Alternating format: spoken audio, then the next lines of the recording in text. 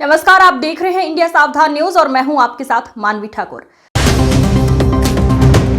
Congress party ने केंद्र सरकार और जांच एजेंसियों के खिलाफ मुखरता से विरोध प्रदर्शन किया। ये विरोध प्रदर्शन नेशनल हेराल्ड मामले में कांग्रेस नेता राहुल गांधी और सोनिया गांधी के खिलाफ ईडी द्वारा चार्जशीट दाखिल करने के बाद हुआ। देश भर में विरोध प्रदर्शन हुए, जिसमें कांग्रेस के कई प्रमुख नेता आगे दिखाई दिए। कांग्रेस नेताओं ने नेशनल हेराल्ड मामले में पार्टी नेताओं सोनिया गांधी और राहुल गांधी के खिलाफ प्रवर्तन निदेशालय ईडी को शिकायत की आलोचना करते हुए इस कदम को राजनीति से प्रेरित बताया, जिसका उद्देश्य प्रमुख राष्ट्रीय मुद्दों से जनता का ध्यान हटाना है। आक्रोशित है, कांग्रेस का कार्यकर्ता आक्रोशित है। एक 12 साल के फर्जी केस में आपको 365वें दिन याद आया चार्जशीट दायर करने के लिए। चार्जशीट में आपने मनी लॉन्ड्रिंग का केस लगाया है, उस केस में जहां पर एक पैसे का लेन देन नहीं हुआ, एक एसेट ट्रांसफर नहीं हुआ।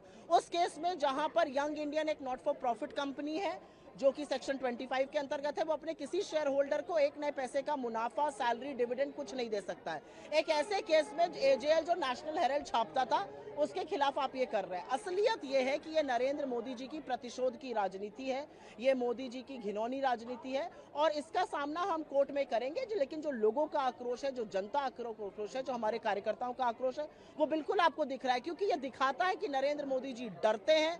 वो हमारे नेता से डरते हैं, वो उन मुद्दों से डरते हैं जो हम उठाते हैं, और वो कांग्रेस का जो संगठनात्मक ढांचा तैयार हो रहा है उससे भयभीत है, घबराए हुए हैं। गुजरात अधिवेशन से बिल्कुल, क्योंकि हमने उनके गढ़ में घुसकर उनको ललकारा है।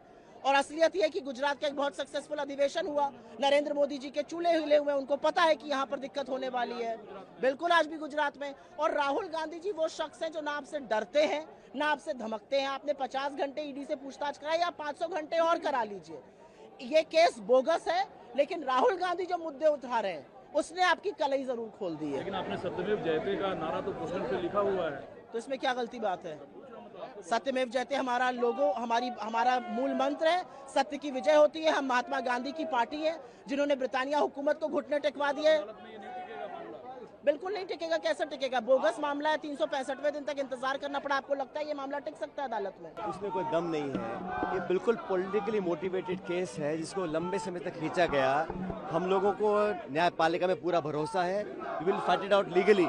लेकिन आप समझिए, जिस एंटिटी में कोई ट्रांजैक्शन नहीं है, कोई लेन देन नहीं हुआ, 1 रुपये का कोई इसमें अदला बदली नहीं हुई है, और जानबूझ के पॉलिटिकली राहुल गांधी जी और सोनिया गांधी जी को टारगेट जो करने का काम किया है, ये पूर्णतः द्वेषपूर्ण भावना से कार्य किया गया है। लेकिन मैं जानता हूं कि देश के लोग समझ रहे हैं इस बात को कि अपने प्रतिद्वंदियों की आवाज़ दबाने के लिए अभी हम लोगों ने गुजरात में अधिवेशन किया था, पार्टी को जिंदा करने के लिए पूरी ताकत लगा रहे हैं, वो उनको नागवार गुजरा है। इसलिए केंद्र सरकार ने जानबूझ के बहुत ही विंडिक्टिव ये कदम उठाया है। इसको हम पॉलिटिकली टैकल करेंगे, लेकिन लीगली भी टैकल करेंगे। मुझे पूरा विश्वास है हमारी न्यायपालिका के ऊपर।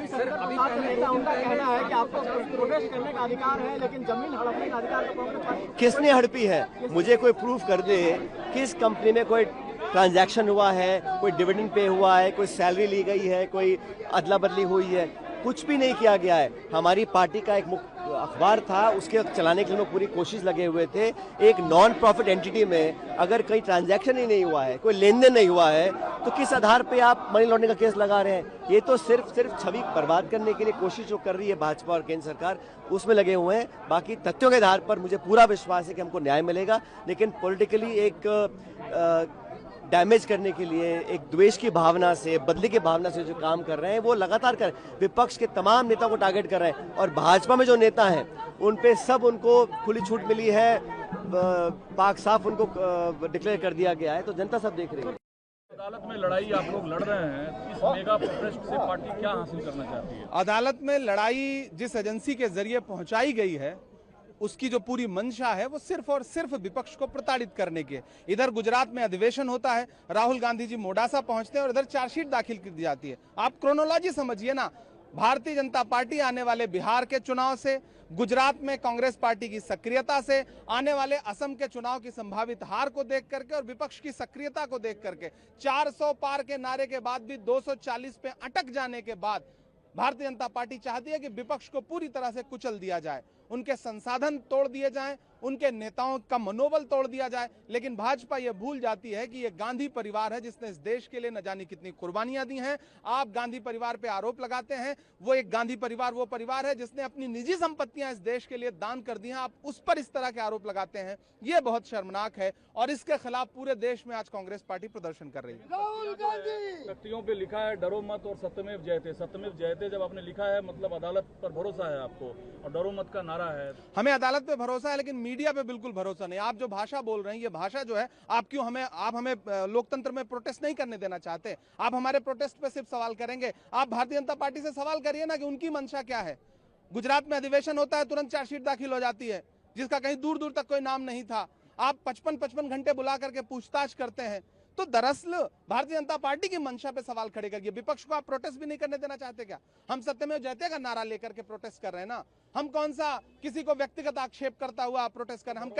हम कह रहे हैं सरकार जो है वो प्रताड़ना की राजनीति कर रही है, विपक्ष की आवाज को चलना चाहती है, राहुल गांधी को डराना चाहती है जो संविधान बचाने के लिए लड़ रहे हैं। लेकिन राहुल गांधी जी खुल के कह रहे हैं, मैं ये नहीं कहता कि मेरा सर न मिलेगा, लेकिन मेरी आंखों में तुझे डर न मिलेगा। आप राहुल गांधी को नहीं डरा सकते हैं। बिल्कुल, राहुल गांधी जी गुजरात में हैं और मिशन गुजरात, अधिवेशन, बिहार में सक्रियता, असम का संभावित चुनाव, क्रोनोलॉजी समझ लीजिए। यही है भाजपा की नफरत की और डर की राजनीति के विपक्ष से जनता के भरोसे ना जीत सको तो एजेंसियों को उतार दो, ईडी को उतार दो, इलेक्शन कमीशन को उतार दो, सारे संसाधन उतार दो और विपक्ष को डराओ। 11 पिटीशन सुप्रीम कोर्ट में है वक्त संशोधन। मुझे लगता है आज हम इस मुद्दे पर बात कर रहे हैं, सुनवाई के बाद उस पर बात करें। देखिए, आज यहाँ पे कांग्रेस कार्यालय पर हम सब साथ मौजूद हैं क्योंकि जो नाइंसाफी करी जा रही है सरकार की कांग्रेस पार्टी के खिलाफ, सोनिया जी के खिलाफ, राहुल जी के खिलाफ, तो इसको तो हम वेंडेटा पॉलिटिक्स ही कहते हैं। इतने सालों से एक इशू को आपने जला के रखा हुआ है। कुछ दिन में आपको याद आती है 2015 में ऑलरेडी इस केस में सोनिया जी, राहुल जी को बेल दी गई थी, पर आज जो ये चार्जशीट किया है इसका हम जो इसके पीछे जो आपका मकसद है वो जानने की कोशिश कर रहे हैं। पर समझते हैं हम, राहुल जी अब गुजरात में ज्यादा एग्रेसिव हो रहे हैं, बिहार के चुनाव आ रहे हैं, तो कहीं ना कहीं आपको लोगों को याद दिलाना पड़ेगा फिर से जो आपने छवि बिगाड़ने की कोशिश करी। और जिस तरह की धाराएं ईडी ने चार्जशीट पे लगाई है, मैं सिर्फ यही पूछना चाहूंगी कि आपने कहा प्रॉपर्टी को हड़पने की कोशिश कर रहे, कोई भी प्रॉपर्टी, एक भी पैसा राहुल जी या सोनिया जी के पर्सनल नाम पे क्या ट्रांसफर हुआ है, इतना ही कहूंगी मैं, इससे ज्यादा नहीं कहूंगी। सोनिया जी संघर्ष करो, राहुल जी संघर्ष करो। जीआई टैग प्रमाण पत्र माननीय प्रधानमंत्री जी प्रदान कर रहे हैं।